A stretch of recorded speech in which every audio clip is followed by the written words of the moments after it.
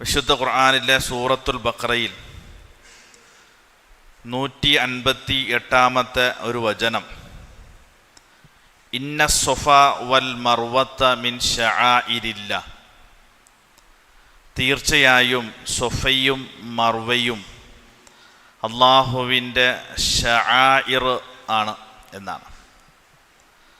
സൂറത്തുൽ ഹജ്ജിൽ അള്ളാഹു സുബ്ഹാനഹു തആല പരിചയപ്പെടുത്തി, വൽ ബുദന ജഅൽനാഹാ ലക്കും മിൻ ശആഇരില്ലാഹി ലക്കും. ഈ രണ്ട് സൂറത്തിലും അള്ളാഹു സുബ്ഹാനഹു തആല പരാമർശിച്ച സംഗതി അള്ളാഹുവിൻ്റെ ശആഇർ എന്നാണ്. ശആഇറുല്ലാ എന്ന് പറഞ്ഞാൽ എന്താണ് അതുകൊണ്ടുള്ള ഉദ്ദേശം? അതിന് ഏകദേശമുള്ള അറബി ഭാഷ ആണ് നമ്മൾ പറയാറുള്ളത് അള്ളാഹുവിൻ്റെ മതചിഹ്നങ്ങൾ എന്നാണ്.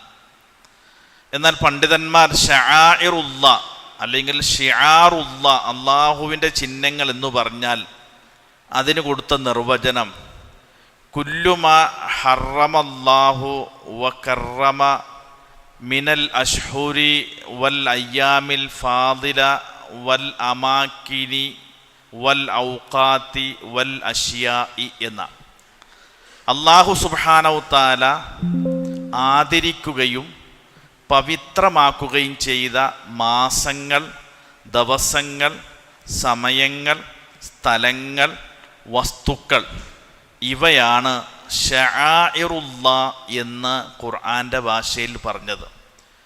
സൂറത്തുൽ ബഖറയിൽ സ്വഫയും മർവയും അള്ളാഹുവിൻ്റെ ശആഇറാണ് എന്ന് പറഞ്ഞു.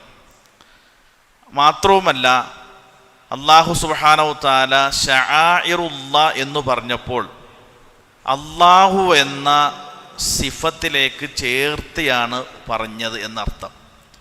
അപ്പോൾ നമ്മൾ അതൊരു അടിസ്ഥാന വിഷയമാണ്. അള്ളാഹു എന്ന പേരിലേക്ക് അള്ളാഹു സ്വന്തം എന്ത് ചേർത്തി പറഞ്ഞാലും അതിനത്രയും പവിത്രതയുണ്ട് എന്നാണ്. ഇപ്പം ഇബാദുർ റഹ്മാൻ എന്ന് ഖുർആനിലുണ്ട്. പരമകാരുണ്യകനായ കാരുണ്യവാൻ്റെ അടിമകൾ എന്നാണ്. അവിടെ റഹ്മാൻ എന്ന നാമത്തിലേക്കാണ് അള്ളാഹു ചേർത്തി പറഞ്ഞത്. ഇവിടെ അങ്ങനെയല്ല. ശആഇറുല്ലാ, അള്ളാഹു എന്ന അള്ളാഹു തനിക്ക് വേണ്ടി സ്വയം സ്വീകരിച്ച പേരാണ് അല്ലാഹ് എന്നുള്ളത്. അതുകൊണ്ട് അതിലേക്ക് എന്ത് ചേർത്തി പറഞ്ഞാലും അത്രയും മഹത്വമുണ്ട് എന്നാണ് പറഞ്ഞതിൻ്റെ അർത്ഥം. അപ്പോൾ ഇവിടെ മതചിഹ്നങ്ങൾ അള്ളാഹു ചേർത്തി പറഞ്ഞത് അള്ളാഹു എന്ന സിഫത്തിലേക്കാണെന്നർത്ഥം. അപ്പോൾ രണ്ടാമത് ഖുർആൻ പറഞ്ഞു, ഈ മതചിഹ്നങ്ങളോടുള്ള ഒരു മുസ്ലിമിൻ്റെ സമീപനം എന്തായിരിക്കണം?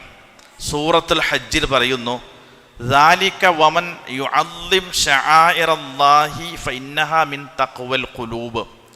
ഹൃദയത്തിൽ തഖ്വയുള്ളവർക്ക് മാത്രമാണ് അള്ളാഹുവിൻ്റെ ചിഹ്നങ്ങളെ ആദരിക്കാൻ കഴിയുകയുള്ളൂ എന്നാണ്.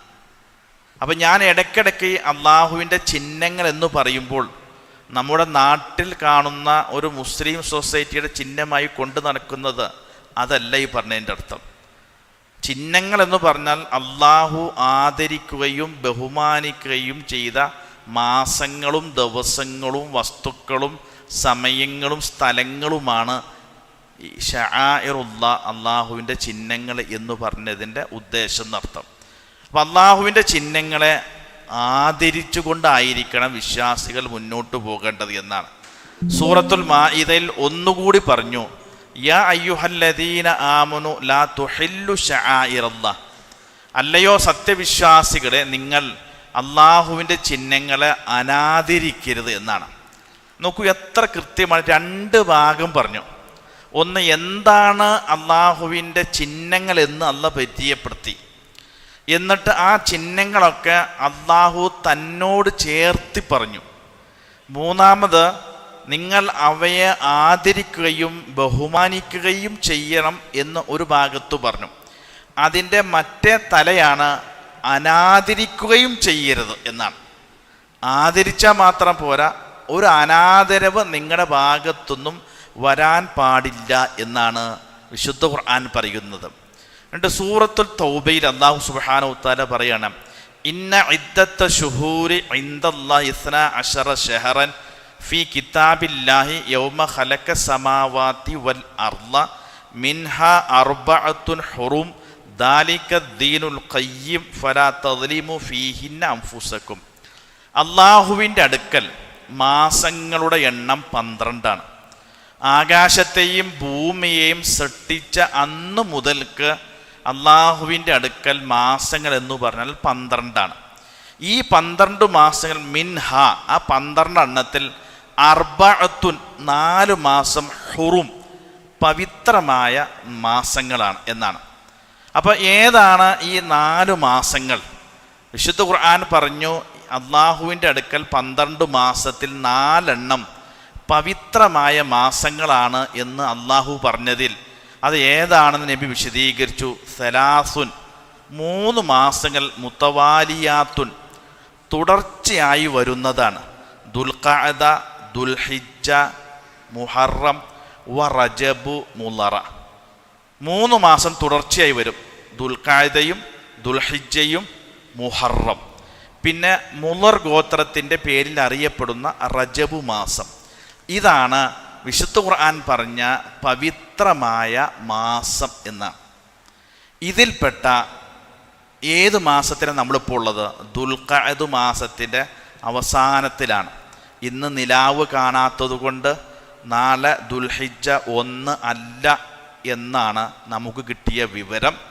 അതുകൊണ്ട് നമ്മുടെ ദുൽഖഅദിൻ്റെ ദിവസം പൂർത്തിയാക്കിയിട്ട് മറ്റന്നാൾ ദുൽഹിജ്ജ 1 നമ്മൾ കണ്ടുകൊണ്ട് പോകും എന്നതാണ് നമുക്ക് ഹിലാൽ കമ്മിറ്റി നൽകിയ വിവരം. ഇൻഷാ അല്ലാഹ് അതുമായി നമ്മൾ മുന്നോട്ട് പോകും. അപ്പോൾ അള്ളാഹു അങ്ങനെ പവിത്രമാണെന്ന് പറഞ്ഞാൽ ദുൽഖഅദ് മാസത്തിൻ്റെ അവസാനത്തിലും.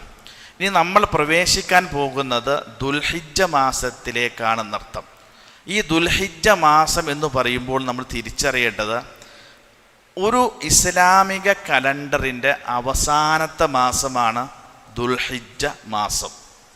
അപ്പോൾ അതുകൊണ്ട് തന്നെ ആ ദുൽഹിജ്ജ മാസം അവസാനത്തെ മാസമാണ് എന്ന ബോധ്യവും നമ്മുടെ മുമ്പിൽ ഉണ്ടായിരിക്കണമെന്നർത്ഥം.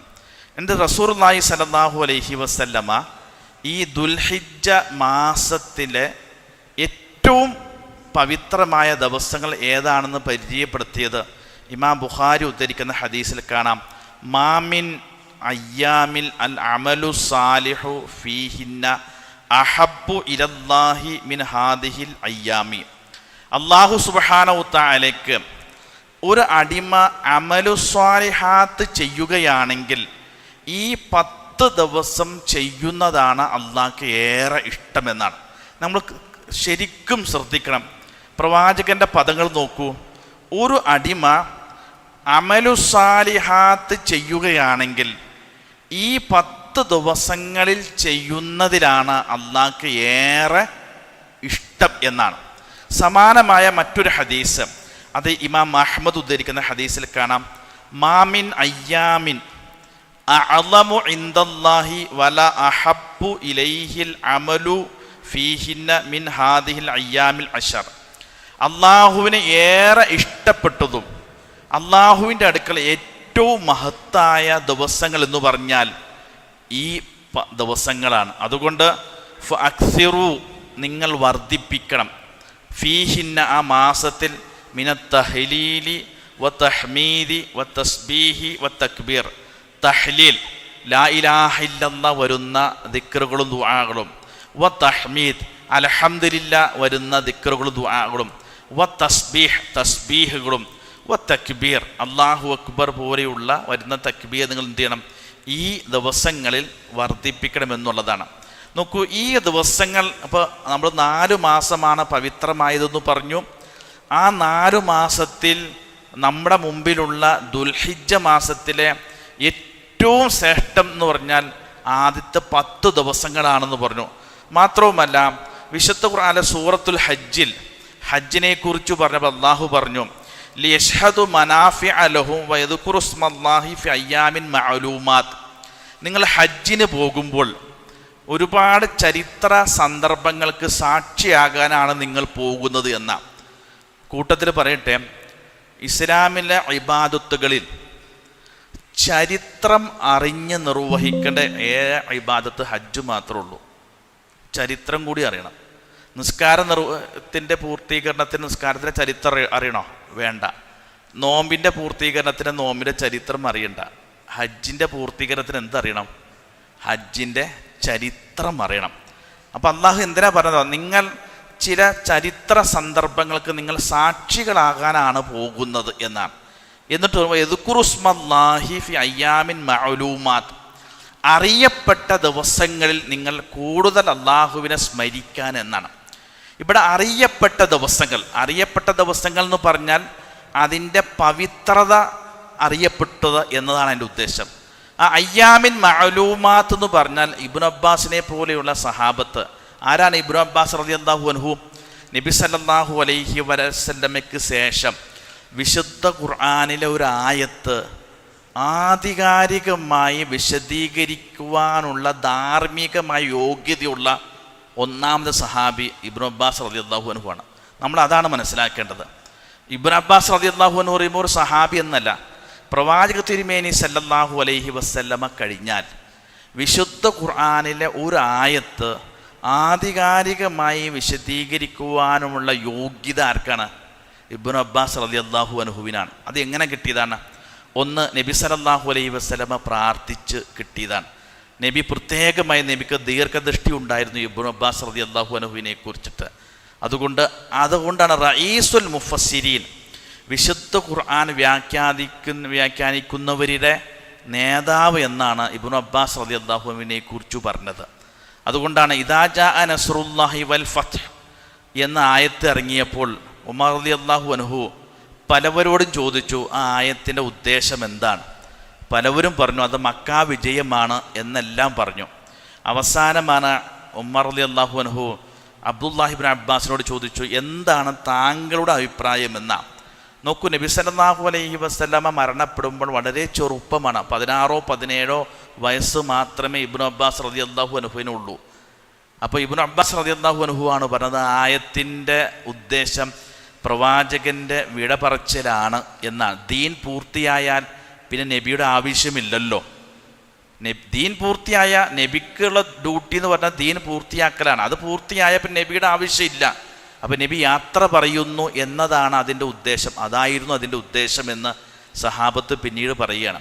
അപ്പോൾ ഈ ആയത്തിൽ അയ്യാമിൻ മഅലൂമാത്ത് എന്ന് പറഞ്ഞാൽ ഇബ്നു അബ്ബാസ് റളിയല്ലാഹു അൻഹു പറയുകയാണ് അത് ദുൽഹിജ്ജയിലെ ആദ്യത്തെ 10 ദിവസങ്ങളാണെന്ന്.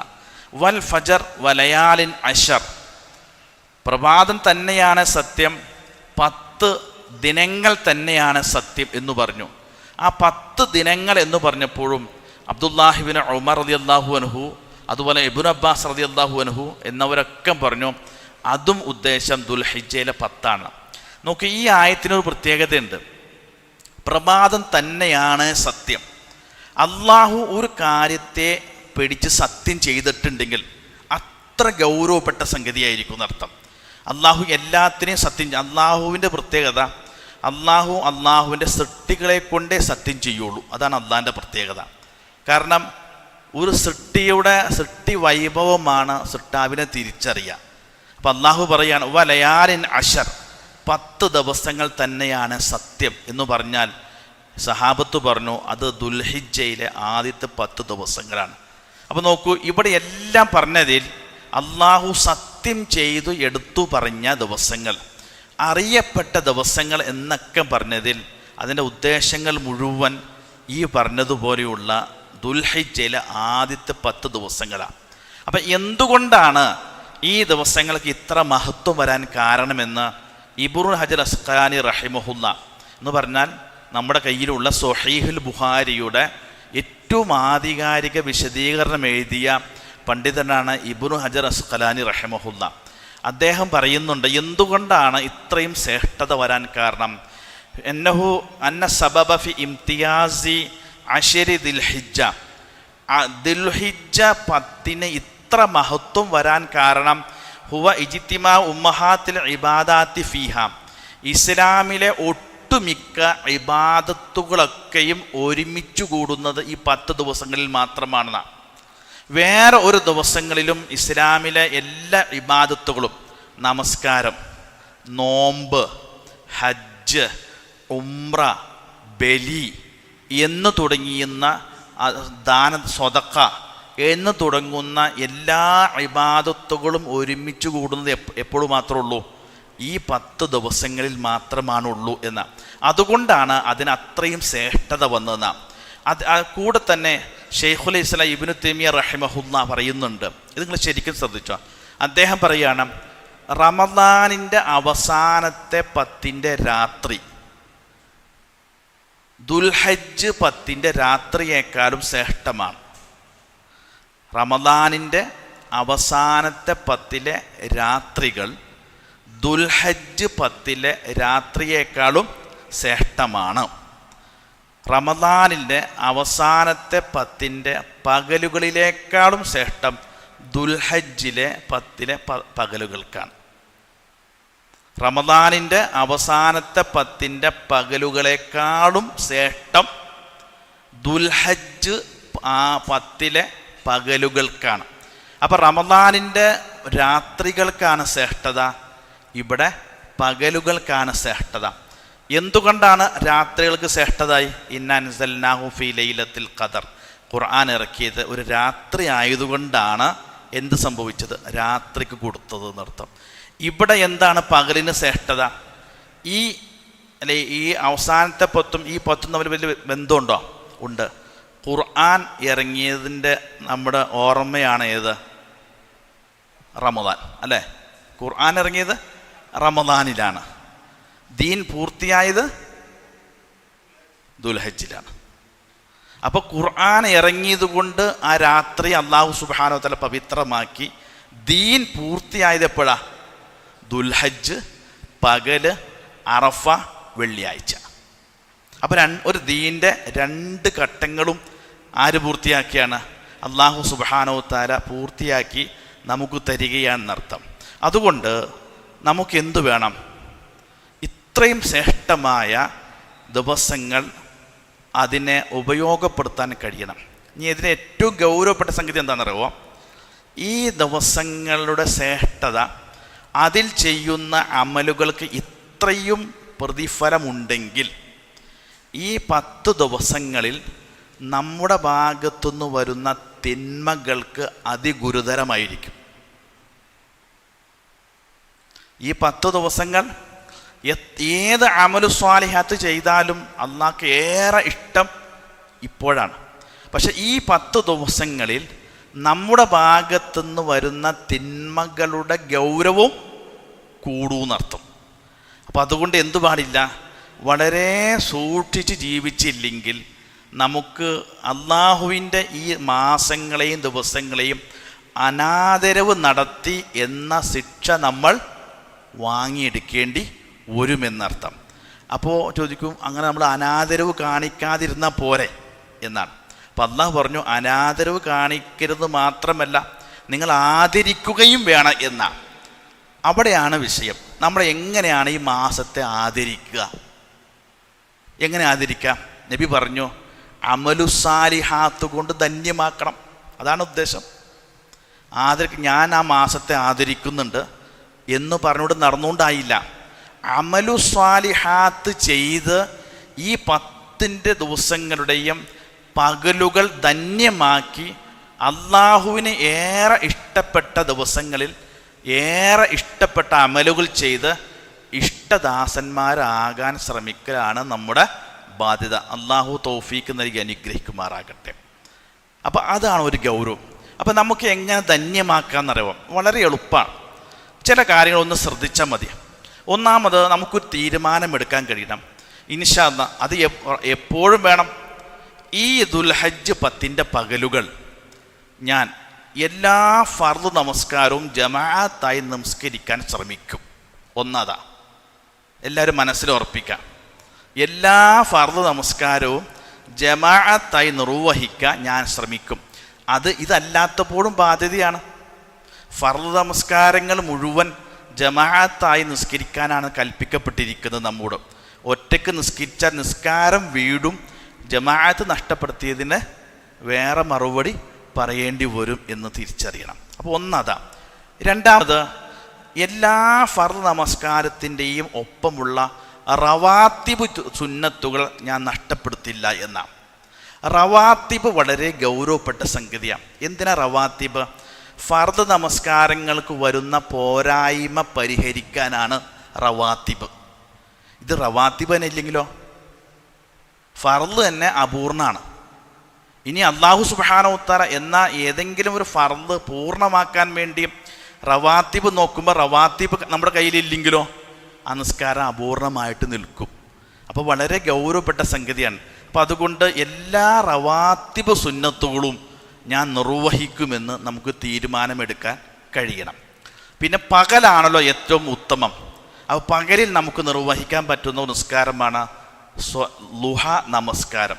സൂര്യൻ ഉദിച്ച് ആ ഉദയം കഴിഞ്ഞ് അതിൻ്റെ ചൂട് തുടങ്ങുന്ന വരെയുള്ള സമയത്ത് 2 റക്അത്ത് നമസ്കരിച്ചാൽ മതി. റസൂലുള്ളാഹി സ്വല്ലല്ലാഹു അലൈഹി വസല്ലമ വളരെ ശ്രേഷ്ഠമായി പറഞ്ഞ സംഗതിയാണ് ളുഹ നമസ്കാരം. അപ്പം നമുക്കൊന്ന് മനസ്സ് വച്ചാൽ, നമുക്കിപ്പോൾ ഓഫീസിൽ ജോലിക്കൊക്കെ പോകുന്നവരാണെങ്കിൽ നമ്മൾ ആ സമയത്ത് ഒന്ന് 2 റക്അത്ത് നിസ്കരിച്ചു കൊണ്ട് ഓഫീസിലേക്ക് ജോലിക്ക് പോയി കഴിഞ്ഞാൽ വളരെ അനുഗ്രഹീതമായിരിക്കും. പകലിലായതുകൊണ്ട് നമുക്ക് ളുഹ നിസ്കരിക്കാൻ ശ്രദ്ധിക്കണം. പിന്നെ വിശുദ്ധ ഖുർആൻ്റെ പാരായണമാണ്. നമ്മൾ സാധാരണ മഗ്രിബ് നമസ്കാരത്തിന് ശേഷം ഓതുന്നവരൊക്കെ ഉണ്ടാകും, രാത്രി വീട്ടിൽ ഓതുന്നവരൊക്കെ ഉണ്ടാകും. പക്ഷേ പകലായതുകൊണ്ട് ഇന്നൽ ഖുർആനൽ ഫജ്രി കാന മശ്ഹൂദ, ഫജറിൻ്റെ സുബഹിക്ക് ഉള്ള ഖുർആൻ്റെ പാരായണം നമുക്ക് സാക്ഷി നിൽക്കുമെന്ന് പറഞ്ഞതുകൊണ്ട് എന്തു വേണം? സുബഹി നമസ്കാരാനന്തരവും കൂടി, സുബഹി നമസ്കാരത്തിന് ശേഷവും കൂടി ഖുർആൻ ഓതാൻ നമ്മൾ പരിശ്രമിക്കണം. അപ്പം നമുക്ക് എന്തായി? ഖുർആനുമായി ബന്ധപ്പെട്ട സംഗതികളായി. പിന്നെ നബി പറഞ്ഞു, നിങ്ങൾ തസ്ബീഹും തഹ്ലീലും വർദ്ധിപ്പിക്കണം. തസ്ബീഹ് എന്ന് പറയുന്ന എത്രയോ തസ്ബീഹ് ഉണ്ടെന്നറിയുമോ? എത്രയോ സുബ്ഹാനല്ലാഹി വബിഹംദിഹി സുബ്ഹാനല്ലാഹിൽ അദീം സുബ്ഹാനല്ലാഹ് വൽഹംദുലില്ലാഹ് വലാ ഇലാഹ ഇല്ലല്ലാഹു അല്ലാഹു അക്ബർ കബീറ വൽഹംദുലില്ലാഹി കസീറ എന്ന് തുടങ്ങുന്ന ഒരുപാട് തസ്ബീഹ് വരുന്ന ലാ ഇലാഹ ഇല്ലാ അന്ത സുബ്ഹാനക ഇന്നി കുന്തു മിനൽ ളാലിമീൻ സുബ്ഹാനല്ലാഹി വബിഹംദിഹി അദദ ഖൽഖി വറിളാ നഫ്സി വസിനത അർശി വമിദാദ കലിമാതിഹി എന്ന് തുടങ്ങുന്ന തസ്ബീഹുകളൊക്കെ ഉണ്ട്.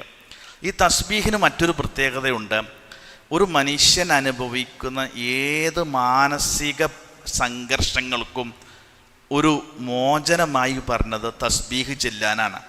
ഏറ്റവും കൂടുതൽ മാനസികമായി പ്രയാസപ്പെട്ട ലോകത്തെ ഒരേ ഒരു വ്യക്തിയുള്ളൂ, അതാരാണ്? റസൂലുള്ളാഹി സ്വല്ലല്ലാഹു അലൈഹി വസല്ലമ. നമ്മളൊന്നും നബി കേട്ടതിൻ്റെ അനുഭവിച്ചതിൻ്റെ 100% പോലും നോക്കൂ. നമ്മൾ നബി ജീവിച്ചിരിക്കെ നബിയുടെ ഭാര്യയെക്കുറിച്ച് വ്യഭിചാരോപണം പറയാണ്. ഇതാ പ്രവാചകൻ കേൾക്കുകയാണ്. നോക്കൂ, സ്വന്തം ഭാര്യയെക്കുറിച്ച് അങ്ങനെ ഒരു ആരോപണം പറഞ്ഞാൽ തല ഉയർത്തി നടക്കാൻ പറ്റുമോ നാട്ടിൽ? അത് പ്രവാചകനാണ്. ശത്രുക്കൾ 100 കണ്ണുകൾ നബിക്ക് നേരെ നോക്കിക്കൊണ്ടിരിക്കുമ്പോഴാണ്. അപ്പോൾ നബിയുടെ മനസ്സ് വല്ലാതെ വേദനിച്ചു. അപ്പോൾ ഖുർആൻ ആശ്വസിച്ചു, വലഖദ് നഅലമു അന്നക യളീഖു സുദുറുക ബിമാ യഖൂലുൻ. നബിയെ, അവർ പറയുന്നത് കേട്ട് അങ്ങയുടെ മനസ്സ് വേദനിക്കുന്നുണ്ടെന്ന് എനിക്കറിയാം. അതിനെന്ത് വേണം? ഫസബ്ബിഹ്, നീ തസ്ബീഹ് ചൊല്ലിക്കോ എന്നാ. അപ്പോൾ എൻ്റെ അർത്ഥം എന്താ? തസ്ബീഹ് ഏത് മനസ്സിൻ്റെ വേദനയും ഇല്ലാതെയാക്കും എന്നാ ഈ പറഞ്ഞതിൻ്റെ അർത്ഥം. യൂനുസ് നബിയെക്കുറിച്ച് പറഞ്ഞപ്പോൾ അള്ളാഹു പറഞ്ഞു, അങ്ങനെ പ്രാർത്ഥിച്ചില്ലായിരുന്നുവെങ്കിൽ ആ മത്സ്യത്തിൻ്റെ വയറിൽ കിടന്നേനെ. എന്നിട്ട് അള്ളാഹു പറഞ്ഞെന്താണെന്നോ, വനജ്ജൈനാഹു മിനൽ ഗമ്മി, അദ്ദേഹം അനുഭവിച്ചിരുന്ന മാനസിക പ്രയാസത്തിൽ നിന്ന് രക്ഷപ്പെടുത്തിയെന്ന, കടലിൽ നിന്ന് രക്ഷപ്പെടുത്തിയെന്നല്ല, മത്സ്യത്തിൻ്റെ വയറ്റിൽ നിന്ന് രക്ഷപ്പെടുത്തിയെന്നല്ല പറഞ്ഞത്. പിന്നെന്താ പറഞ്ഞത്? അദ്ദേഹം അനുഭവിച്ചു കൊണ്ടിരിക്കുന്ന മാനസിക സംഘർഷം ഉണ്ടല്ലോ, ഈ മത്സ്യത്തിൻ്റെ ഉള്ളിൽ കിടന്ന്, അതിൽ നിന്ന് ഞാൻ രക്ഷപ്പെടുത്തി. കാരണം എന്താണ്? ലാ ഇലാഹ ഇല്ലാ അന്ത സുബ്ഹാനക ഇന്നി കുന്തു മിനൽ ളാലിമീൻ എന്നാ. അപ്പോൾ തസ്ബീഹുകൾക്ക് അങ്ങനെ വലിയ മാസ്മരികമായ കഴിവുണ്ട് എന്ന് നമ്മൾ തിരിച്ചറിഞ്ഞ് നമ്മുടെ ഏത് പ്രശ്നത്തിനും പരിഹരിക്കാൻ ഏതിന് കഴിയും? തസ്ബീഹിന് കഴിയും. അതുകൊണ്ട് തസ്ബീഹുകൾ വർദ്ധിപ്പിക്കാം എന്നതാണ് റസൂലുള്ളാഹി സ്വല്ലല്ലാഹു അലൈഹി വസല്ലമ പറഞ്ഞ ഒരു സംഗതി എന്നർത്ഥം. ഇനി മറ്റൊന്നുള്ളത്, പകലിലാണല്ലോ. ഇസ്ലാമിൽ പകലിൽ മാത്രം നിർവഹിച്ചാൽ സ്വീകരിക്കപ്പെടുന്ന ഒരേ ഒരു അമലുള്ളൂ. അതേതാ? നോമ്പാണ്. പകലിൽ നിർവഹിച്ച സ്വീകരിക്കപ്പെടുന്ന ഒരു അമൽ ഏതു മാത്രമേ ഉള്ളൂ? നോമ്പ് മാത്രമേ ഉള്ളൂ. അപ്പോൾ നമ്മൾ പിന്നെ എന്താ വർദ്ധിപ്പിക്കേണ്ടത്? നോമ്പാണ്. അപ്പോൾ അതിനെക്കുറിച്ച് ഒരുപാട് വിശദീകരണങ്ങളും ഉണ്ടെങ്കിലും നിരുപാധികം നമുക്ക് നോമ്പ് അനുഷ്ഠിക്കുവാനുള്ള അനുവാദമുണ്ട്. എന്താ കാരണം? ഏത് അമലും വർദ്ധിപ്പിക്കാനാണ് റസൂലുള്ളാഹി സ്വല്ലല്ലാഹു അലൈഹി വസല്ലം പറഞ്ഞത്. മാത്രവുമല്ല പകലാണ് ഉപയോഗപ്പെടുത്തേണ്ടതെന്നും പറഞ്ഞു. അപ്പോൾ പകൽ ഉപയോഗപ്പെടുത്തുമ്പോൾ ഏറ്റവും നല്ലത് ഏതാണ്? നോമ്പാണ്. എന്താ നോമ്പിന് പ്രത്യേകത? റസൂലുള്ളാഹി സ്വല്ലല്ലാഹു അലൈഹി വസല്ലം പറഞ്ഞു, മൻ സാമ യൗമൻ ഫീ സബീലില്ലാഹി ബഅദല്ലാഹു വജ്ഹു അനിന്നാരി 70 ഖരീഫൻ. ആരെങ്കിലും അള്ളാഹുവിൻ്റെ തൃപ്തി ആഗ്രഹിച്ചുകൊണ്ട് അള്ളാഹുവിൻ്റെ മാർഗത്തിൽ ഒരു നോമ്പ് അനുഷ്ഠിച്ചാൽ 70 വർഷം അകലത്തിലേക്ക് അവൻ്റെ മുഖത്തെ അള്ളാഹു മാറ്റുന്ന. ഇത് ഫർള് നോമ്പിനെ കുറിച്ചല്ല, സുന്നത്ത് നോമ്പിനെ കുറിച്ചിട്ടാണ്. നമുക്ക് ഒരു സുന്നത്ത് നോമ്പ് കൊണ്ട് 70 വർഷം ദൂരത്തേക്ക് നരകത്തിൽ നിന്ന് അള്ളാഹു നമ്മളെ അകറ്റും. നിങ്ങൾ ആ ഹദീസും തിരിച്ചു വായിച്ചു നോക്കൂ. അങ്ങനെ നോമ്പ് നോറ്റ മനുഷ്യൻ 70 വർഷം ദൂരത്തേക്ക് പോയി. ഇനി അയാൾ ഒരു പക്ഷേ നരകത്തിലേക്ക് തിരിച്ചു വരണമെങ്കിൽ എത്ര വർഷം എടുക്കും? 70 വർഷം എടുക്കും. ഈ 70-നൊരു പ്രത്യേകത ഉണ്ട്. റസൂലുള്ളാഹി സ്വല്ലല്ലാഹു അലൈഹി വസല്ലമ സഹാബത്ത് ഇങ്ങനെ ഇരിക്കുമ്പോൾ പെട്ടെന്ന് വലിയൊരു ശബ്ദം കേട്ട് സഹാബത്ത് ഞെട്ടിത്തിരിച്ചു. അപ്പോൾ നബി ചോദിച്ചു, എന്താ ശബ്ദം എന്നറിയോ? സഹാബത്ത് പറഞ്ഞു, നിഷ്കളങ്കരാണല്ലോ, അവർ പറഞ്ഞു, അല്ലാഹു റസൂലു ആലം, അല്ലാഹു റസൂലിനറിയാം. അപ്പോൾ നബി പറഞ്ഞു, അത് 70 വർഷം മുമ്പ് ഒരു കല്ലിനെ അല്ലാഹ് നരകത്തിലേക്ക് വലിച്ചെറിഞ്ഞിരുന്നു. ആ കല്ല് പോയി അടിത്തട്ടിൽ വീണ ശബ്ദമാണ്. അപ്പോൾ നരകത്തിലേക്ക് ഇട്ട ഒരു കല്ല് നരകത്തിലെത്താൻ എത്ര വർഷം എടുത്തു? 70 വർഷം. നമുക്കതിൻ്റെ എഫക്റ്റ് മനസ്സിലാക്കണമെങ്കിലേ, ഒരു വയസ്സുള്ള ഒരു കുട്ടിയെ പിടിച്ച് നരകത്തിലേക്ക് ഇട്ടാൽ എത്രാമത്തെ വയസ്സിലെത്തുള്ളൂ? 70-ാമത്തെ വയസ്സിലാണ് കുട്ടി എത്തുള്ളൂ എന്നർത്ഥം. അത്രയും ആഴമുള്ള 70 വർഷം ആഴമുള്ള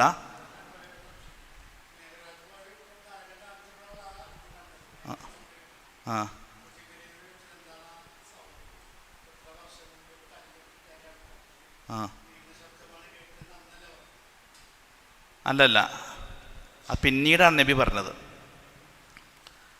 അപ്പോൾ ഈ 70 വർഷം എന്ന് പറഞ്ഞാൽ, അപ്പോൾ അത്രയും ദൂരം നമ്മളെ അകറ്റാൻ എന്ത് കഴിയുന്ന ഏക ഇബാദത്ത് ഏതാണ്?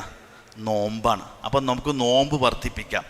അതിന് പണ്ഡിതന്മാർ നൽകിയ വിശദീകരണം, ഒന്ന്, നിരുപാധികം നമുക്ക് 1 മുതൽ 9 വരെ നോമ്പ് അനുഷ്ഠിക്കാം. നബി സല്ലല്ലാഹു അലൈഹി വസല്ലമ അങ്ങനെ 9 ദിവസം നോമ്പ് അനുഷ്ഠിച്ചു എന്ന് സ്ഥിരപ്പെട്ട ഹദീസുകളില്ലാത്തതിൻ്റെ പേരിൽ പണ്ഡിതന്മാർ പറഞ്ഞു, നിരുപാധികം ഏത് അമലും വർദ്ധിപ്പിക്കാം എന്ന് പറഞ്ഞതുകൊണ്ട് ഒരാൾക്ക് വേണമെങ്കിൽ അങ്ങനെ ചെയ്യാം, അനുവദനീയമാണ്. അല്ലെങ്കിൽ രണ്ടാമത് ഒന്നിടവിട്ട് നോമ്പ് അനുഷ്ഠിക്കാം. അത് എപ്പോഴാണെങ്കിലും അനുവദനീയമാണ്, ഏത് മാസം ഒന്നിടവിട്ട്. അതല്ലെങ്കിൽ പിന്നെന്താണ്? അതിലെ തിങ്കളും വ്യാഴവുമാണ് പിന്നെ ഉള്ളത് നൃത്തം. അപ്പോൾ ഇതിൽ ഏറ്റവും നമുക്ക് ചെറുതെടുക്കാനല്ല ഞാൻ പറഞ്ഞതിൻ്റെ അർത്ഥം. നോമ്പിൻ്റെ തിങ്കളും വ്യാഴവും റസൂലുള്ളാഹി സ്വല്ലല്ലാഹു അലൈഹി വസല്ലം നോമ്പിനെക്കുറിച്ച് പറഞ്ഞതാ, തുഅറദുൽ അഅ്മാലു യൗമൽ ഇസ്നൈനി വൽ ഖമീസ്. എല്ലാ തിങ്കളും വ്യാഴവുമാണ് നമ്മുടെ റെക്കോർഡ് അള്ളാഹുവിൻ്റെ മുമ്പിൽ ചെല്ലുക. ആഴ്ചയിലെ റെക്കോർഡ് എന്താ? നമ്മുടെ റെക്കോർഡ് എടുക്കുക തിങ്കളും വ്യാഴം. അപ്പം നബി പറയാണ്, ഉഹിബ്ബു അയ്യോ അറള അമലി വന സ്വാഇമിൻ. നോമ്പുകാരനായിരിക്കെ എൻ്റെ റെക്കോർഡ് അല്ലാഹ് തുറക്കാനാണ് ഞാൻ ആഗ്രഹിക്കുന്നതെന്ന് അർത്ഥം. നിങ്ങൾ ആലോചിച്ച് നോക്കൂ, നമ്മുടെ റെക്കോർഡ് അല്ലാഹ് ഇങ്ങനെ എടുക്കുമ്പോൾ മലക്ക് പറയും, അയാൾക്ക് നോമ്പാണ് കേട്ടോ എന്നാണ്. അപ്പം അനസിൻ്റെ റെക്കോർഡെന്ന് പറയുമ്പോൾ മലക്ക് പറയും, ഇന്ന് അയാൾക്ക് നോമ്പാണ് എന്ന് പറയുന്ന. അപ്പം നോമ്പുകാരനായിട്ട് എൻ്റെ റെക്കോർഡ് എടുക്കാനാണ് എൻ്റെ ആഗ്രഹം എന്ന് റസൂലുള്ളാഹി സ്വല്ലല്ലാഹു അലൈഹി വസല്ലമ പറഞ്ഞുകൊണ്ട് നമുക്കെന്ത് ചെയ്യാം? ആ നിലക്കും ഉപയോഗപ്പെടുത്താം. ഈ ഹദീസ് വിശദീകരിച്ചിട്ട് ഇമാം നവവി റഹിമഹുല്ല പറഞ്ഞൊരു വാചകമുണ്ട്, വഹിയ മുസ്തഹബ്ബുൻ ഇസ്തിഹ്ബാബൻ ശദീദൻ. ഈ ദിവസങ്ങൾ നോമ്പ് അനുഷ്ഠിക്കൽ വളരെ പ്രാധാന്യമുള്ള സുന്നത്താണ് എന്നാണ് ഇമാം നവവി റഹിമഹുല്ല പറഞ്ഞതെന്നർത്ഥം. അപ്പോൾ നമുക്ക് നിരുപാധികം ആ രൂപത്തിൽ നോമ്പ് അനുഷ്ഠിച്ചുകൊണ്ട് ഈ ദിവസങ്ങൾ എന്ത് ചെയ്യാം, ഉപയോഗപ്പെടുത്താം എന്നതാണ് നമ്മൾ ആ പകൽ ചെയ്യേണ്ട ഏറ്റവും വലിയ ഒരു സൽക്കർമ്മമായി നമ്മൾ കാണേണ്ടതെന്നർത്ഥം. അങ്ങനെ നമ്മൾ അത് കഴിഞ്ഞ് വരുമ്പോൾ പിന്നെ നമ്മുടെ മുമ്പിലുള്ളത് യൗമു അറഫയാണ് എന്നർത്ഥം.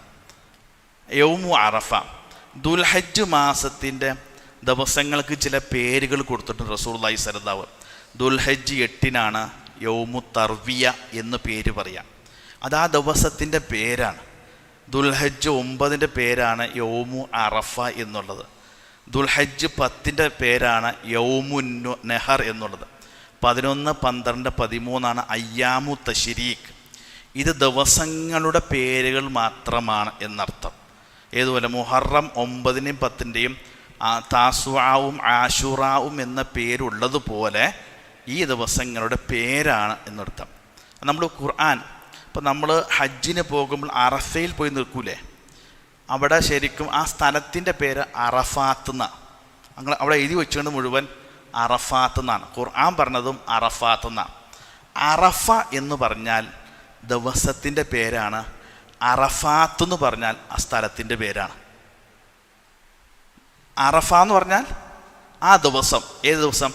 ദുൽഹജ്ജ് 9-ൻ്റെ പേരാണ് യൗമു അറഫ. അറഫാത്ത് എന്ന് പറഞ്ഞാൽ ആ സ്ഥലത്തിൻ്റെ പേരാണ് അറഫാത്ത്. അങ്ങനെയാണ് ഖുർആനിലും ഹദീസിലും വന്ന വിശദീകരണം.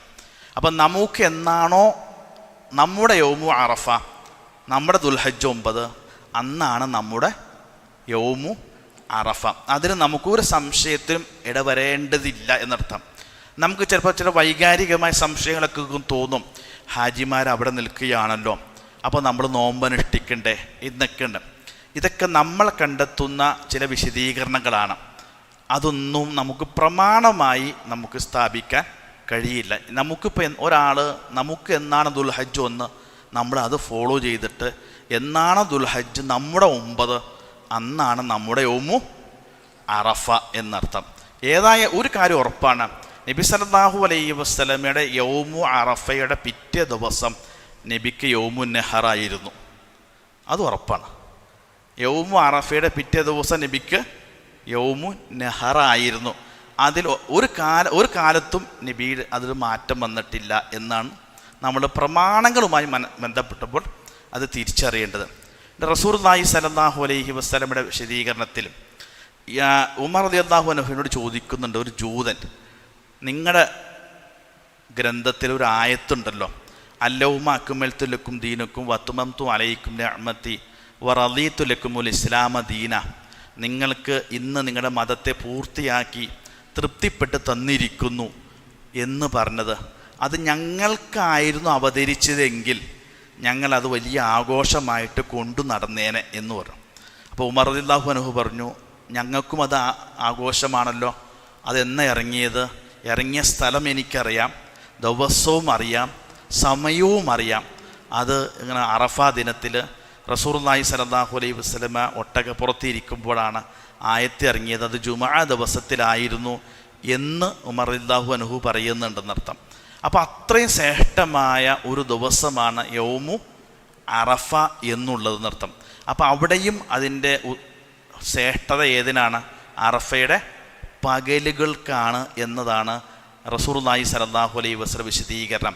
നബി പറഞ്ഞു, അഫ്ളൽ ദുആ യൗമി അറഫ, ഏറ്റവും ശ്രേഷ്ഠമായ ദുആ അറഫ ദിനത്തിലെ ദുആ ആണ് എന്ന. അതായത് ദുആ നബി സല്ലല്ലാഹു വിശദീകരിച്ചു, അഫ്ളലു മാ ഖുൽതു അന വന്നബിയ്യൂന മിൻ ഖബ്ലി ഖൗലു ലാ ഇലാഹ ഇല്ലല്ലാഹ് എന്നാണ്. അപ്പം ലാ ഇലാഹ ഇല്ലല്ലാഹ് എന്ന അർത്ഥം വരുന്ന ഏത് ദുആകളും നമുക്ക് വർദ്ധിപ്പിക്കാം. അപ്പോൾ നമ്മൾ ചെയ്യേണ്ടത് എന്താണെന്നറിയോ? നമ്മുടെ അറഫ ദിനത്തിൽ നമ്മൾ പരമാവധി ആ പകലിൽ സജീവമായി, ഇത് നമ്മൾ അവസാനത്തെ 10 27-ാം രാവ് പ്രതീക്ഷിച്ചിരിക്കൂലേ എന്നതുപോലെ പകലിലുള്ള ദിവസം ഏതാണ്? അറഫയാണ്. അപ്പോൾ നമ്മൾ എന്താ പ്രത്യേകത? ആ ദിവസത്തിൽ മാത്രമാണ് പകലിൽ പൂർണ്ണമായി അല്ലാഹു സുബ്ഹാനഹു തആല ഇറങ്ങി വരുന്നത്. ആ ഇറങ്ങി വരുമ്പോൾ അല്ല, ഞാൻ പറഞ്ഞ ആ ഉദ്ദേശത്തിലല്ല കേട്ടോ, ഒറ്റ രാവുകൾ നമ്മൾ പ്രതീക്ഷിച്ചിരിക്കൂലേ എന്ന് അത് രാത്രി പ്രതീക്ഷിക്കുന്നത് പോലെ നമ്മുടെ അറഫയിൽ പകലിൽ അല്ലാഹു സുബ്ഹാനഹു വതആല പൂർണ്ണമായി ഇറങ്ങി വരുന്നത് എപ്പോഴാണ്? അറഫയുടെ പകലിലാണെന്നർത്ഥം. അപ്പോൾ അല്ലാഹു വരുമ്പോൾ നമ്മളെവിടെ ഉണ്ടാകണം? നമ്മളെ എവിടെ കാണാനാണ് അല്ലാഹു ആഗ്രഹിക്കുന്നത് നമ്മളവിടെ ഉണ്ടാകണം എന്നർത്ഥം. എവിടെയാണോ നമ്മൾ അല്ലാഹു പ്രതീക്ഷിക്കുന്നത് നമ്മളവിടെ ഉണ്ടാകണം എന്നാണ്. എൻ്റെ മലക്കിനോട് ചോദിക്കുന്നർത്ഥം, എന്താണ് എൻ്റെ അടിമകളൊക്കെ ഇത്രയും ഇങ്ങനെ തയ്യാറായി നിൽക്കുന്നത് എന്ന് ചോദിക്കുന്നർത്ഥം. അപ്പോൾ മലക്കുകൾ പറയും, നിൻ്റെ വരവിനെ പ്രതീക്ഷിച്ചിരിക്കുന്നതാണെന്നാണ്. ഇത് അല്ലാഹു പറയുന്ന അവരോട്, നിങ്ങളെ ഞാൻ സാക്ഷി ഉഷ്ഹിദുക്കും, ഞാൻ നിങ്ങളെ സാക്ഷി നിർത്തിക്കൊണ്ട് പറയാം, അവരുടെ പാപങ്ങൾ ഞാൻ അവർക്ക് പുറത്തു കൊടുത്തിരിക്കുന്നു എന്നും എന്താണോ അവർ എന്നിൽ നിന്ന് പ്രതീക്ഷിക്കുന്നത് ഞാൻ അവർക്ക് നൽകിയിരിക്കുന്നുവെന്നും എന്താണ് എന്നെക്കുറിച്ച് ഭയപ്പെടുന്നത് ഞാൻ നിർഭയത്തെ നൽകിയിരിക്കുന്നു എന്ന് പറയുന്നർത്ഥം. സഹോദരന്മാരെ, അങ്ങനെ പറയുമ്പോൾ ആ ലിസ്റ്റിൽ ആരുണ്ടാകണം? നമ്മളും ഉണ്ടാകണമെന്നാണ് പറഞ്ഞത്. അല്ലാഹു ആ ആളുകളെ ചൂണ്ടി പറയുമ്പോൾ എവിടെയാണോ നമ്മൾ ഉണ്ടാകേണ്ടത് നമുക്കറിയാം, അവിടെ നമ്മൾ അന്ന് നമുക്ക് നോമ്പും കൂടി ആയിരിക്കണം. അതുകൊണ്ട് നമ്മുടെ ഒരു അശ്രദ്ധ മൂലം അലക്ഷ്യമായിക്കൊണ്ട് ഈ ദിവസങ്ങളെ നഷ്ടപ്പെടുത്തരുത് എന്നതാണ് ഈ പറഞ്ഞതിൻ്റെ അർത്ഥം. പിന്നെ റസൂലുള്ളാഹി സ്വല്ലല്ലാഹു അലൈഹി വസല്ലമ വർദ്ധിപ്പിക്കാൻ പറഞ്ഞ മറ്റൊരു പ്രാർത്ഥന ഏതാ? റബ്ബന ആതിനാ ഫിദ്ദുനിയ ഹസന വഫിൽ ആഖിറതി ഹസനതൻ വഖിന അദാബന്നാർ. അപ്പോൾ ഈ ഹജ്ജിലും ഉംറക്കൊക്കെ കാണാതെ പഠിച്ച് പോയി പറയാൻ പഠിപ്പിക്കപ്പെട്ട ഒരു പ്രാർത്ഥന ഏത് മാത്രമേ ഉള്ളൂ? ഇത് മാത്രമേ ഉള്ളൂ. ഇതാണെങ്കിൽ എല്ലാവർക്കും അറിയുകയും ചെയ്യാം. എന്താ ഈ പ്രാർത്ഥന? ഇത് നമ്മളൊരു ചെറിയ നിസാരമായി കാണരുത്. ഒരു മനുഷ്യൻ ഒരു ദിവസം ഇത് മാത്രം പ്രാർത്ഥിച്ചോളൂ, വേറെ ഒന്നും പ്രാർത്ഥിച്ചില്ലെങ്കിലും അയാൾക്ക് ഇത് മതി. ഇതിലെല്ലാം പെട്ടോ. റബ്ബന ആതിനാ ഫിദ്ദുനിയ ഹസന, അല്ലാഹുവേ ദുനിയാവിലെ എല്ലാ ഹസനത്തും എനിക്കും തരണം. വഫിൽ ആഖിറതി ഹസനത്തൻ വഖിന അദാബന്നാർ, പരലോകത്ത് ഹസനത്തും തരണം, നരകത്തിൽ നിന്ന് രക്ഷപ്പെടുത്തുകയും വേണം. ഒരു മനുഷ്യൻ ഇത് പ്രാർത്ഥിച്ചാൽ അയാൾക്കത് മതിയാകുമെന്നാണ്. ഈ പ്രാർത്ഥന ശക്തി എന്താണെന്നറിയുക? ഇമാം ബുഖാരി ഉദ്ധരിക്കുന്ന ഒരു ഹദീസ് കാണാൻ സാധിക്കും. അനസ് ഇബ്നു മാലിക് റളിയല്ലാഹു അൻഹു പറയുകയാണ്, ഒരു മനുഷ്യൻ രോഗിയായി കിടക്കുന്നുണ്ടെന്ന് നബിക്ക് വിവരം കിട്ടി.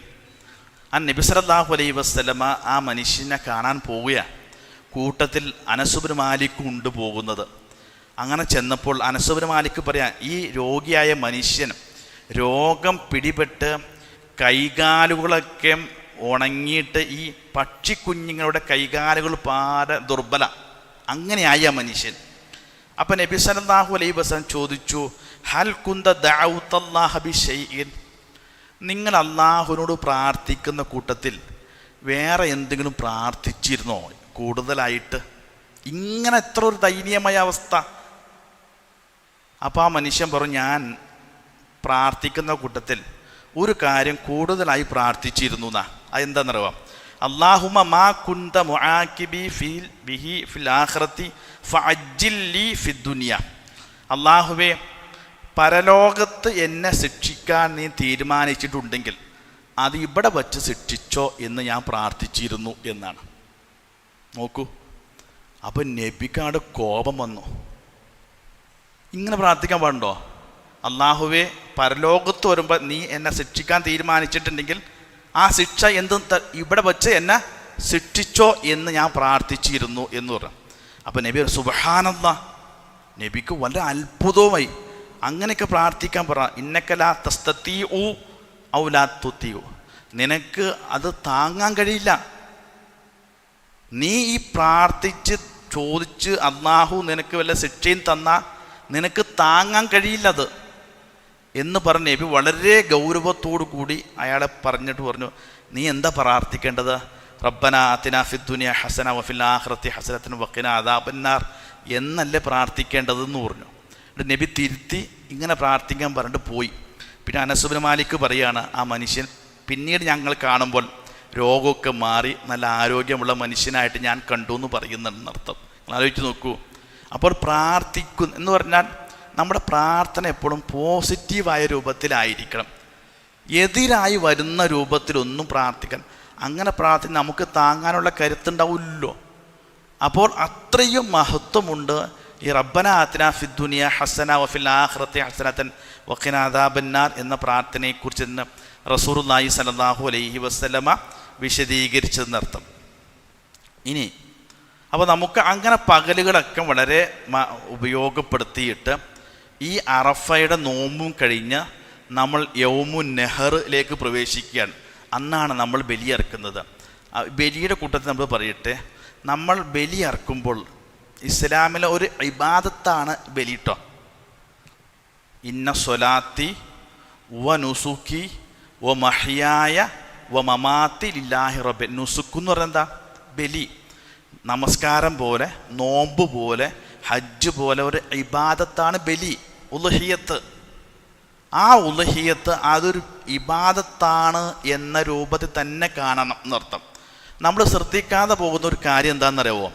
ഇപ്പം നമ്മളൊക്കെയും ഈ ഷെയർ ചേരാനാണ് ഷെയർ ചേരും. ഷെയർ ചേർന്നിട്ട് ശരിക്കും അതിൻ്റെ പൂർണ്ണത എന്താണെന്നറിയാമോ? നമുക്കൊരു ആത്മീയമായൊരു ബന്ധം വേണം. ഏതിനു പകരമാണ് നമ്മൾ നിർവഹിക്കാൻ പോകുന്നത്? ഇബ്രാഹിം നബി അലൈഹി സ്വലാത്തു വസ്സലാം തൻ്റെ കരളു പറിച്ചു കൊടുക്കുന്നതിൻ്റെ ഇരട്ടി വേദനയോട് കൂടിയിട്ടാണ് ഇസ്മായിൽ നബിയുടെ കഴുത്തിൽ കത്തിവയ്ക്കുന്നത്. അങ്ങനൊരു വൈകാരിക വേദന നമുക്കുണ്ടാകണം. എന്തറക്കുമ്പോൾ? നമ്മുടെ ബലിമൃഗത്തെ അറുക്കുമ്പോൾ. ചുരുങ്ങിയ പക്ഷം കമ്മിറ്റിക്കാരും ശ്രദ്ധിക്കണം, അല്ലാത്തവരും ശ്രദ്ധിക്കേണ്ട കാര്യം, കമ്മിറ്റിക്കാരിപ്പോൾ ഒരു മാടിൽ ഷെയർ ചെയ്യുമ്പോൾ 7 പേരെയാണെങ്കിൽ ആ ഒന്നാമത്തിൽ ഒരു 7 പേരുടെ പേര് എഴുതണം. ഈ പോത്തിൽ 7 പേര്, ഇന്ന ആൾക്കാർ. ആ 7 പേര് ആ മൃഗത്തിൻ്റെ അടുത്തുണ്ടാകുക. അതിനെ അറക്കുമ്പോൾ നമ്മളുണ്ടാകണം.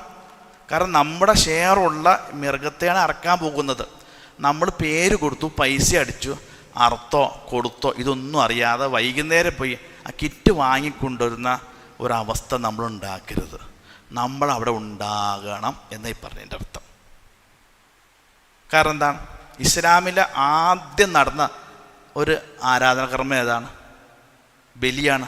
ആദം നബി അലൈഹി സ്വലാത്തു വസ്സലാമിൻ്റെ മക്കൾ ആദ്യം ചെയ്തത് ഇത് ഖറബ ഖുർബാൻ, ഒരു ബലിയാണ് ആദ്യം കൊടുത്തത്. അതിൻ്റെ പേരിലാണ് തർക്കം ഉണ്ടായിട്ട് ഒരാൾ മറ്റൊരാളെ കൊന്നത്.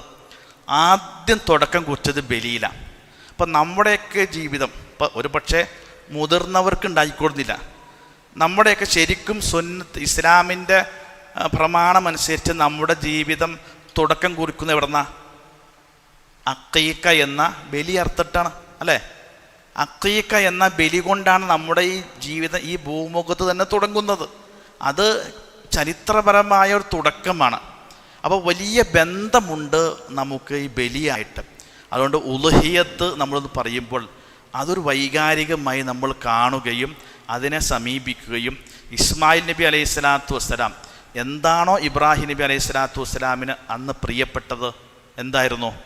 ഇസ്മായിലായിരുന്നു എന്ന ആ പ്രിയപ്പെട്ട സാധനത്തെയാണ് കൊടുക്കുമ്പോഴാണ് അള്ളാഹു അക്ബർ, എനിക്ക് ഇസ്മായിലല്ല വലുത്, അള്ളാഹു അക്ബർ, അള്ളാഹുവാണ് എനിക്ക് വലുത് എന്ന. നോക്കൂ, ഇതൊരു തക്ബീർ വെറുതെ പറയാനുള്ളതല്ല. ജീവിതത്തിൽ നമ്മുടെ ചങ്ക് പറിച്ചു കൊടുക്കുന്ന വേദന. അള്ളാഹുവേ, നിൻ്റെ ഒരു തീരുമാനത്തിൻ്റെ മുമ്പിൽ എനിക്ക് ഏറ്റവും പ്രിയപ്പെട്ടത് സമർപ്പിക്കാൻ ഞാൻ സന്നദ്ധനാണ്. കാരണം അള്ളാഹു അക്ബർ, എനിക്ക് വലുത് നീയും നിൻ്റെ കൽപ്പനകളുമാണ് എന്നതാണ് അതിൽ പറയുന്ന സംഗതി. ആ ഒരു മാനസികാവസ്ഥയുമായി ഖുർആൻ പറഞ്ഞല്ലോ, ലോകത്ത് അങ്ങനെ ബലിയെക്കുറിച്ച് പറഞ്ഞ ഏക മതം ഖുർആൻ മാത്രമേ ഉള്ളൂ.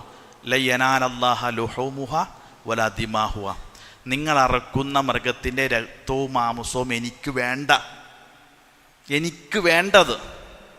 വലാക്കിൻ യനാലു തഖ്വാ മിൻഹും, നിങ്ങൾ ആ ബലി ആ മൃഗത്തെ അറക്കുമ്പോഴുള്ളൊരു മാനസികാവസ്ഥ ഉണ്ടല്ലോ, അതുണ്ടാണെങ്കിൽ എവിടെ വേണം? നമ്മൾ അവിടെ വേണം.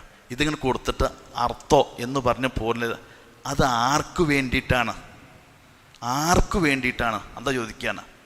നിങ്ങൾ എന്ത് മനസ്സാണോ നിങ്ങൾക്കുള്ളത്, ആ മനസ്സാണ് എനിക്ക് വേണ്ടതെന്നർത്ഥം. അള്ളാഹു ആ മനസ്സേ നോക്കുകയുള്ളൂ. അപ്പോൾ അങ്ങനെ ഒരു വൈകാരികമായ രൂപത്തിൽ നമ്മൾ ബലിമൃഗത്തെ അറുക്കുവാനും നമ്മൾ പരിശ്രമിക്കേണ്ടതാണ് എന്നത് ഞാൻ സാന്ദർഭികമായി കൂട്ടി പറഞ്ഞെന്നർത്ഥം.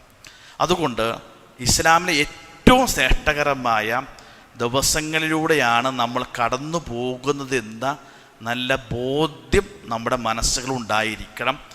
അതിൻ്റെ രാത്രികളും കഴിയുന്നത് പോലെ തഹജ്ജുദ് നിസ്കാരങ്ങൾ കൊണ്ടും മറ്റുമൊക്കെ നമ്മൾ ധന്യമാക്കാനും ശ്രമിച്ചിട്ട് നോക്കൊരു ഹജ്ജിന് മുമ്പും ഒരാൾ മരിച്ചു എന്ന് വിചാരിച്ചാൽ, ഹജ്ജ് കഴിഞ്ഞ ഒരു മരിച്ച ഒരാളെ സംബന്ധിച്ചിടത്തോളം അയാളുടെ അവിടെ മുമ്പ് മുഴുവൻ എന്തായിട്ടുണ്ട്, ഡിലീറ്റ് ആയിട്ടുണ്ട്.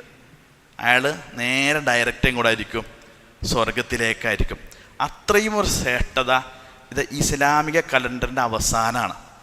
അപ്പം നമുക്ക് ഒരു പക്ഷേ ഈ ദിവസങ്ങൾ കൂടി ഉപയോഗപ്പെടുത്തിക്കൊണ്ട് പോയാൽ കഴിഞ്ഞ മുഴുവൻ വർഷത്തെയും അത് നമ്മുടെ ജീവിതത്തിലെ എല്ലാ ചെറുപാപങ്ങളും ഡിലീറ്റാക്കി പോകും എന്ന തിരിച്ചറിവ്, എന്നിട്ട് പുതിയ വർഷത്തിലേക്ക് ഒന്നേന്ന് പറഞ്ഞ് തുടങ്ങാൻ നമുക്ക് കഴിഞ്ഞാൽ നമ്മൾ ആരായി, രക്ഷപ്പെട്ടു എന്നാണ് ഈ പറഞ്ഞതിൻ്റെ ഉദ്ദേശം. ഞാൻ വളരെ ചുരുങ്ങിയ കാര്യങ്ങൾ മാത്രമാണ് ഉപയോഗപ്പെടുത്താൻ വേണ്ടി നിങ്ങളുമായി പങ്കുവച്ചത്. നമ്മൾ വളരെ ഗൗരവത്തോടു കൂടി സംഗതി ഓതാം. ഞാൻ ആദ്യം ഓതി വച്ച ആയത്ത്, ഇന്ന സൊഫ വൽ മർവത്ത മിൻ ശആഇരില്ല. സൊഫയും മർവയും അള്ളാഹുവിൻ്റെ 2 ചിഹ്നങ്ങളാണെന്നാണ്. നിങ്ങൾ ആയത്ത് എവിടെയാണെന്നറിയോ? നിങ്ങൾക്ക് സൂറത്തുൽ ബഖറയിലാണ്. അതിൻ്റെ തൊട്ട് മുകളിൽ ആയത്ത് ഏതാണെന്നറിയോ? അറിയോ? ഹജ്ജുമായി ബന്ധപ്പെട്ടതല്ല. ഞാൻ പറഞ്ഞു തരാം. ഞാൻ നിങ്ങളെ വലനബുലുവന്നക്കും ബിശൈഇ മിനൽ ഖൗഫി വൽ ജൂഇ വനഖ്സി മിനൽ അംവാലി വൽ അൻഫുസി വസ്സമറാത്ത് വബശ്ശിരി സ്വാബിരീൻ. നിങ്ങളെ എല്ലാ നിലക്കും ഞാൻ പരീക്ഷിക്കും. ആരാണോ ക്ഷമിക്കുന്നത് അവർക്കാണ് സന്തോഷ വാർത്ത. ഇദാ അസാബത്തു മുസീബത്തുൻ ഖാലു ഇന്നാ ലില്ലാഹി വ ഇന്നാ ഇലൈഹി റാജിഊൻ ഉലൈക അലൈഹിം സ്വലവാത്തും മിൻ റബ്ബിഹിം വറഹ്മ വ ഉലൈക ഹുമുൽ മുഹ്തദൂൻ ഇന്ന സഫ വൽ മർവത മിൻ ശആഇരില്ലാ. അല്ലാഹു പറയാണ്, ഒരു മുസീബത്ത് പറ്റിയാൽ വിശ്വാസി എന്തു പറയും? ഇന്നാ ലില്ലാഹി വ ഇന്നാ ഇലൈഹി റാജിഊൻ എന്ന് പറയും. അത് കഴിഞ്ഞിട്ടാണ് സൊഫയും മർവയും അല്ലാഹു പറഞ്ഞത്. എന്താ കാരണം? ലോകത്ത് ക്ഷമയുടെ 2 അടയാളങ്ങളാണ് സൊഫയും മർവയും. ഒരു മാതൃസ്നേഹത്തിൻ്റെ 2 ക്ഷമയുടെ അടയാളമാണ് സൊഫയും മർവയും. അപ്പം അള്ളാഹു പറയാണ്, സൊഫയും മർവയും ഒരു ക്ഷമയുടെ അടയാളം പോലെയാണ്, അത് ചിഹ്നമാണ് എന്നാണ്. എന്താ കാരണം?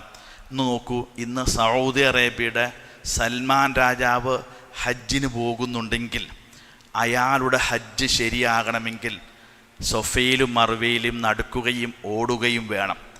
ആരോടിയ സ്ഥലത്ത്? ഹാജറ ബീവി ഓടിയത്. ആരാണ് ഹാജറ ബീവി?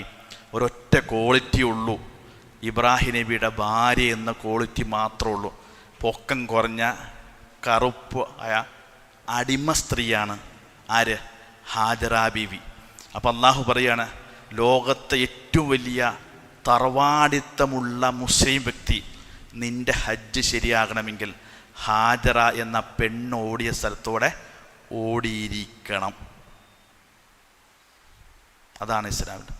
അവിടെ തീരും. നമ്മുടെ മനസ്സിൽ ഞാൻ തരക്കേടില്ല എന്ന് തോന്നുന്നുണ്ടെങ്കിൽ എവിടെ തീരണം? അവിടെ തീരണം. അതെല്ലാം കഴിഞ്ഞ് നമ്മൾ വരികയാണ്. നോക്കൂ, മക്കാം ഇബ്രാഹീം കാണാം. എന്താണ് മക്കാം ഇബ്രാഹീം എന്ന് പറഞ്ഞാൽ? കഅബാലയം പുനർനിർമ്മിക്കാൻ വേണ്ടി ഇബ്രാഹിം നബിക്ക് കയറി നിൽക്കാൻ വേണ്ടി ഇസ്മായിൽ നബി ഉരുട്ടിക്കൊണ്ടുവന്ന കല്ലാണ് മക്കാം ഇബ്രാഹിം. ആ കല്ല് ഉരുട്ടിക്കൊണ്ട് ഉപ്പാക്ക് കൊണ്ടേ കൊടുത്തിട്ട് അതിൽ കയറി നിന്നിട്ടാണ് ഇബ്രാഹിം നബി അലൈഹി സ്വലാത്ത് കഅബാലയം പടുത്തുയർത്തത്. സഹോദരന്മാരെ, ലോകത്ത് സാമ്പത്തിക വിശുദ്ധിയുടെ തിളക്കമുള്ള ഏക കെട്ടിടം ഏത് മാത്രമേ ഉള്ളൂ? കഅബ മാത്രമേ ഉള്ളൂ. കഅബ പുനർനിർമ്മിക്കാൻ വേണ്ടി ജാഹിലിയ കാലഘട്ടത്തിലെ ആളുകൾ മീറ്റിംഗ് കൂടി. അന്ന് അവർ പറഞ്ഞു, അവിഹിതമായ മാർഗത്തിലൂടെ സമ്പാദിച്ച ഒരു പൈസയും ആരും ഇതിനെ ഉപയോഗിക്കരുതെന്നർത്ഥം. നോക്കൂ, അവർക്ക് വിശ്വാസികളല്ല, എന്നിട്ട് പോലും അവിഹിതമായി അല്ലാഹ് തൃപ്തിപ്പെടാത്ത മാർഗത്തിലൂടെ സമ്പാദിച്ച പണം ഇല്ലാതെയാണ്. അതിനാണ് ആ ഓരോ കല്ലുകൾക്കുമുണ്ട് സാമ്പത്തിക വിശുദ്ധിയുടെ തിളക്കം. നമ്മൾ പോയിട്ട് ലബ്ബൈക്ക് അല്ലാഹുമ്മ ലബ്ബൈക്ക് എന്ന് പറയുമ്പോൾ ആ കല്ലുകൾ തിരിച്ചു പറയും, നിൻ്റെ ലബ്ബൈക്കും വേണ്ട സഅദൈക്കും വേണ്ട എന്ന്. നമ്മൾ ചെല്ലുമ്പോൾ പറയുമ്പോൾ സാമ്പത്തിക വിശുദ്ധി നമ്മുടെ കൈകളിലുണ്ടെങ്കിലേ ആ കഅബാലയം തിരിച്ച് പ്രതികരിക്കുമെന്നാണ്. അത്രയും വിശുദ്ധിയാണ്. അത് കഴിഞ്ഞ് നമ്മൾ നേരെ പോകുന്നത് അറഫയിലേക്കാണ്. എന്താ അറഫ എന്ന് പറഞ്ഞാൽ, ലോകത്ത് മനുഷ്യരുടെ കണ്ണുനീർ വീണ് നനഞ്ഞ ഏക മണ്ണ് ലോകത്തുണ്ടെങ്കിൽ അത് ഏത് മാത്രമേ ഉള്ളൂ? അറഫ മണ്ണ് മാത്രമാണ്. ഇത് നമുക്ക് തിരിച്ചറിവുണ്ടായിരിക്കണം. അങ്ങനെയാണ് ഓരോ സ്ഥലത്തിലേക്കും പോകുമ്പോഴൊക്കെ ഒരു വലിയ വൈകാരികമായ ബന്ധം. അപ്പോൾ നമ്മളിങ്ങനെ ദുൽഹജ്ജിലൂടെ പോകുമ്പോൾ ആരെയാണ് ഓർക്കേണ്ടത്? ഖുർആൻ പറഞ്ഞു, അദ്ദിൻ ഫിന്നാസി ബിൽ ഹജ്ജ് യഉതൂക, ഇബ്രാഹിമേ നീ ഹജ്ജിന് വിളിക്ക്, ഇവർ നിൻ്റെ അടുക്കൽ വരുമെന്നാണ്. ആരടുക്കൽ വരുമെന്ന്? നിൻ്റെ അടുക്കൽ വരുമെന്നാണ് പറഞ്ഞത്. ഇസ്ലാമിൽ ഒരു കുടുംബത്തെ ചുറ്റിപ്പറ്റി നിൽക്കുന്ന ഏക ഇബാദത്ത് ഏതു മാത്രമേ ഉള്ളൂ? ഹജ്ജ്. അത് ഇബ്രാഹിം നബിയുടെ കുടുംബത്തിൽ ചുറ്റിപ്പറ്റി മാത്രം ഉള്ളൂ. അപ്പോൾ നമ്മൾ ഈ ദുൽഹിജ്ജ വരുമ്പോൾ നമ്മുടെ മനസ്സ് നിറയെ എന്തായിരിക്കണം? ഹജ്ജായിരിക്കും. ഹാജിമാരോടൊപ്പം നമ്മുടെ മനസ്സും ശരീരവും അതിനൊപ്പം. ഹജ്ജ് ചെയ്തവർ വീണ്ടും ഹജ്ജിനെ പുതുക്കിക്കൊണ്ടിരിക്കുക. ഹജ്ജ് ചെയ്യാത്ത ആളുകൾ ആ ചിന്തയും മനസ്സുമായി നടക്കുക. അങ്ങനെയാകുമ്പോൾ അതിൻ്റെ മുഴുവൻ നന്മകളിലും നമുക്ക് പങ്കാളികളായിക്കൊണ്ട് ഈ ശ്രേഷ്ഠതകൾ നേടിയെടുക്കാൻ കഴിയുമെന്നാണ്. ഞാൻ ഒരു കാര്യം കൂടി പറഞ്ഞുകൂടെ അവസാനിപ്പിക്കാം. നോക്കൂ, അറഫ എന്ന് പറയുമ്പോൾ ഒരുപാട് വലിയ ചരിത്രങ്ങൾ ഉറങ്ങുന്ന സ്ഥലമാണ്. മഹാനായ ഉമർ റളിയല്ലാഹു അൻഹു അദ്ദേഹത്തിൻ്റെ ഹജ്ജ് നിർവഹിച്ചിട്ട് തൻ്റെ കൂടെയുള്ളവരൊക്കെ മാറി നിൽക്കാൻ പറഞ്ഞു. എല്ലാവരും മാറ്റി നിർത്തിയിട്ട് ഒറ്റയ്ക്ക് ആ മണലിൽ പോയി മലർന്ന് കിടന്നിട്ട് പറഞ്ഞു, അല്ലാഹുമ്മ ളുഅഫതു ഖുവതി, അല്ലാഹുവേ ഇന്ന് ഉമർ ദുർബലനായിട്ടുണ്ട്. വന്തശറത റിആയത്തി, എൻ്റെ ഇസ്ലാമിക സാമ്രാജ്യം പരന്ന് വിശാലമായിട്ടുണ്ട്. പണ്ടത്തെ ഉമറിൻ്റെ ശക്തിയൊന്നുമില്ല, ഉമർ ദുർബലനാണ്. അതുകൊണ്ട് ഫഖ്ബിളിനി ഇലൈക ബിലാ മുളയ്യിൻ വലാ മുബർരി, ഒരു വീഴ്ച എൻ്റെ പക്കൽ നിന്ന് വരുന്നതിന് മുമ്പ് എന്നെ സ്വീകരിക്കണം. വജ്അൽ മൗതി ഷഹാദത്തൻ ഫീ സബീലിക് വജ്അൽ മൗതി ഫീ മദീനത്തി റസൂൽ, എൻ്റെ മരണം ഒരു ഷഹാദത്തായിട്ട് നീ സ്വീകരിക്കണം, എൻ്റെ മരണം റസൂലിൻ്റെ പട്ടണത്തിലുമായിരിക്കണം എന്ന് പ്രാർത്ഥിച്ചിട്ടാണ് ഉമർ റളിയല്ലാഹു അൻഹു നേരെ മദീനയ്ക്ക് തിരിച്ചു വരുന്നത്. ചരിത്രത്തിൽ കാണാം, ഏതാനും ആഴ്ചകളുള്ളിലാണ്. നോക്കൂ, എവിടെയാണ് മരിക്കുന്നത്? റസൂലുള്ളാഹി സ്വല്ലല്ലാഹു അലൈഹി വസല്ലം നിന്ന മിഹ്റാബിൻ്റെ ഉള്ളിൽ സുബഹി നമസ്കാര നേതൃത്വം കൊടുത്ത് ഒരു ശത്രുവിൻ്റെ, അമുസ്ലിമായ ശത്രുവിൻ്റെ കുത്തേറ്റ് ഷഹാദത്ത് നേടി അവസാനം എവിടെ പോയി കിടന്നു? നബി സല്ലല്ലാഹു അലൈഹി വസല്ലം വിശ്രമം കൊള്ളുന്ന മസ്ജിദ് നബവിയിൽ പോയി കിടക്കാൻ പോലും യോഗ്യത കിട്ടി. അവരൊറ്റ യോഗ്യത അറഫ പ്രാർത്ഥനയായിരുന്നു എന്നാണ് ചരിത്രങ്ങൾ പറയുന്നത്. അതാണ് അറഫയിലെ പ്രാർത്ഥനയുടെ ശക്തിയും പവറും എന്നാണ്. അത് അറഫയിൽ നിൽക്കുന്നവർക്ക് ഇരട്ടിയുണ്ടെങ്കിലും ശരി, നമ്മുടെ അറഫയിലും നമ്മളും ഉണ്ടാകണം പ്രാർത്ഥിച്ചുകൊണ്ട് അല്ലാഹുവിൻ്റെ അടുക്കൽ എന്ന് തിരിച്ചറിവ് നമുക്കുണ്ടാകണം. അതുകൊണ്ട് ഒരു നിലക്കും നഷ്ടപ്പെടുത്താതെ പരമാവധി ഉപയോഗപ്പെടുത്തിയിട്ട് നമുക്കിതൊക്കെ അനുകൂലമായി സാക്ഷി പറയാൻ നമ്മൾ ഉപയോഗപ്പെടുത്തണം. അല്ലാഹു സുബ്ഹാനഹു വ തആല നമ്മെ അനുഗ്രഹിക്കുമാറാകട്ടെ. നമ്മുടെ ഈ കേട്ട കാര്യങ്ങൾ പരമാവധി ജീവിതത്തിൽ പുലർത്തി അതിനോട് നീതി പാലിക്കാൻ നമുക്ക് കഴിയണം. അല്ലാഹു സുബ്ഹാനഹു വ തആല അതിനുള്ള തൗഫീക്ക് നൽകി അനുഗ്രഹിക്കുമാറാകട്ടെ. ഒരുപാട് ആളുകൾ നമ്മുടെ കൂട്ടത്തിലൊക്കെ രോഗികളുണ്ട്. അപ്പം നമ്മുടെ പ്രവർത്തകൻ്റെ കുട്ടി വളരെ പ്രയാസത്തിലാണ്, ആശുപത്രിയിലൊക്കെയും. അപ്പോൾ നമ്മുടെയൊക്കെ പ്രാർത്ഥന എന്ന് പറഞ്ഞാൽ അത് വലിയ അപാരമായ ശക്തിയാണ്. ഏത് ഭൗതിക സംവിധാനങ്ങളെയും കവച്ചു വയ്ക്കും പ്രാർത്ഥന എന്ന് പറഞ്ഞാൽ. എല്ലാവരും നോ പറയുമ്പോഴും നമ്മൾ യെസ് എന്ന് പറയും. എന്താ കാരണം? നമ്മുടെ കയ്യിലാണ് പ്രാർത്ഥന എന്ന ആയുധമുള്ളതെന്നർത്ഥം. ഭൗതിക സംവിധാനങ്ങൾ എവിടെ അസ്തമിച്ചാലും ശരി, അവിടെ നമ്മുടെ പ്രാർത്ഥന ഫലിക്കുമെന്നുള്ളതാണ്. അതുകൊണ്ട് നമ്മുടെ പ്രാർത്ഥനയിലൊക്കെയും അവർക്ക് വേണ്ടി ആ കുട്ടിക്ക് വേണ്ടി പ്രാർത്ഥിക്കുക. ആ കുട്ടിയുടെ മാതാപിതാക്കൾ അനുഭവിക്കുന്ന പ്രയാസങ്ങൾ അല്ലാഹു സുബ്ഹാനഹു വ തആല കുട്ടിക്ക് എല്ലാ വിധത്തിലുള്ള ആഫിയത്തും ആരോഗ്യവും സൗഖ്യവും നൽകി അനുഗ്രഹിക്കുമാറാകട്ടെ. അനുഭവിക്കുന്ന പ്രയാസത്തിൽ നിന്ന് തിരിച്ചു വരാനുള്ള തൗഫീക്ക് നൽകി അനുഗ്രഹിക്കുമാറാകട്ടെ. നമ്മയും നമ്മുടെ കുടുംബത്തെയും ബന്ധുമിത്രാദികളും അത്രയും രോഗത്തിൽ നിന്ന് അല്ലാഹു കാത്തുരക്ഷിക്കുമാറാകട്ടെ. അതുപോലെ നമ്മുടെ പ്രാർത്ഥനയിൽ നമുക്ക് പ്രാർത്ഥിക്കുന്ന ഒപ്പം തന്നെ മറ്റുള്ളവർക്ക് ഒരു ചെറിയ ഒരു ഇടം നമ്മുടെ പ്രാർത്ഥനയിൽ നമ്മൾ കണ്ടെത്തണം. അത് നമുക്ക് തന്നെയാണ് ആത്യന്തിക ഗുണം എന്ന് നമ്മൾ തിരിച്ചറിയാം. നമുക്ക് വേണ്ടി പ്രാർത്ഥിക്കുമ്പോൾ ആമീൻ പറയാൻ ആരുണ്ടാവില്ല. നമ്മൾ മറ്റൊരാൾക്ക് വേണ്ടി പ്രാർത്ഥിക്കുമ്പോൾ നമുക്ക് ആമീൻ പറയാൻ മലക്കുകളുണ്ടാകും എന്ന ചിന്ത നമുക്ക് വേണം. നമ്മൾ അവിടെ ഒരു മാനസിക പിശുക്ക്, ഞാൻ പ്രാർത്ഥിച്ചപ്പോൾ അവൻ നന്നാവണ്ടല്ലോ എന്ന മാനസിക പിശുക്ക് വേണ്ട എന്ന ഈ പറഞ്ഞതിൻ്റെ അർത്ഥം. അല്ലാഹു സുബ്ഹാനഹു വ തആല നമ്മെ അനുഗ്രഹിക്കുമാറാകട്ടെ, സ്വർഗത്തിൽ ഒരുമിച്ച് കൂട്ടുമാറാകട്ടെ, നമ്മുടെ കുടുംബത്തിൽ ശാന്തിയും സമാധാനം സ്വസ്ഥതയും നൽകി അനുഗ്രഹിക്കുമാറാകട്ടെ. റബ്ബന ആതിനാ ഫിദ്ദുനിയ ഹസന വഫിൽ ആഖിറതി ഹസനതൻ വഖിനാ അദാബന്നാർ. റബ്ബന തഖബ്ബൽ മിന്നാ ഇന്നക അൻതസ് സമീഉൽ അലീം വതുബ് അലൈനാ ഇന്നക അൻതത് തവ്വാബുർ റഹീം. ആമീൻ ബി അർഹമതിക യാ അർഹമർ റഹീമീൻ. വസല്ലല്ലാഹു അലാ ഖൈരി ഖൽഖിഹി വസല്ലം. സുബ്ഹാന റബ്ബിക റബ്ബിൽ ഇസ്സത്തി അമ്മാ യസിഫൂൻ വസലാമുൻ അലൽ മുർസലീൻ വൽഹംദുലില്ലാഹി റബ്ബിൽ ആലമീൻ. അസ്സലാമു അലൈക്കും വറഹ്മത്തുള്ളാഹി വബറകാതുഹു.